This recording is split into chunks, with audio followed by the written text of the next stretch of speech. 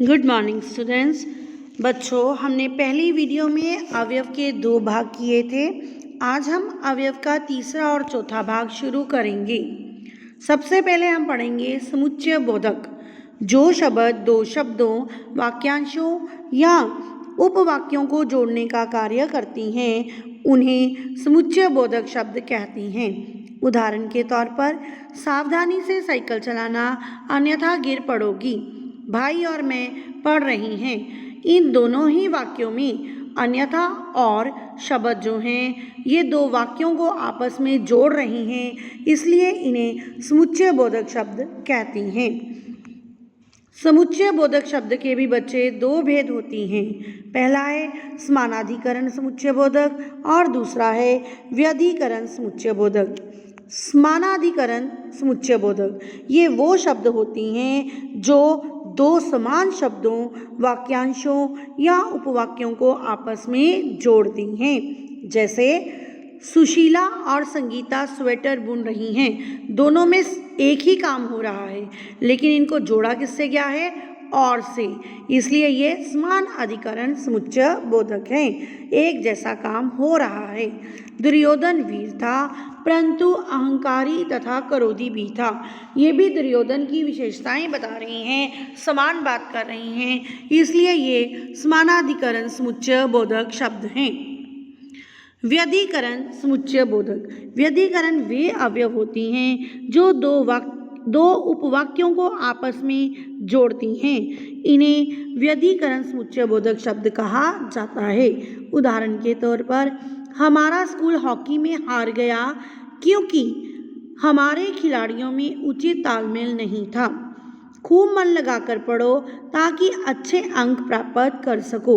इन दोनों ही वाक्यों को बच्चों जब हम पढ़ रही हैं तो हमें पता चल रहा है कि हमें इसमें कारण पता चल रहा है कि हमारा स्कूल हॉकी में हार गया क्योंकि खिलाड़ियों में उचित तालमेल नहीं था। दोनों वाक्यों में उसका पहले के हारने का कारण बताया गया है। दूसरा, खूब मन लगाकर पढ़ो ताकि अच्छे अंक प्राप्त कर सको, कि अगर आप मन लगाकर पढ़ोगे तभी अच्छे अंक आएंगे।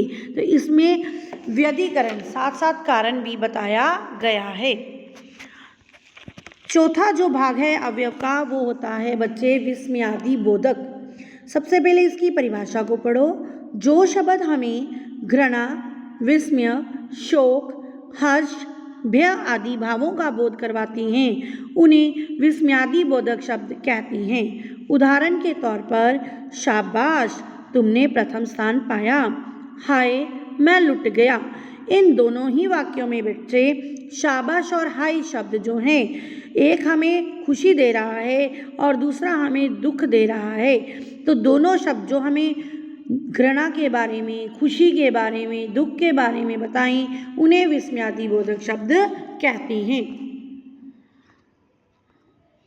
विस्मयादि बोधक के भी बच्चे आगे भेद होते हैं, इनको पढ़ेंगे। सबसे पहले शोक बोधक, जिससे हमें दुख के बारे में पता चले, हाय हे राम।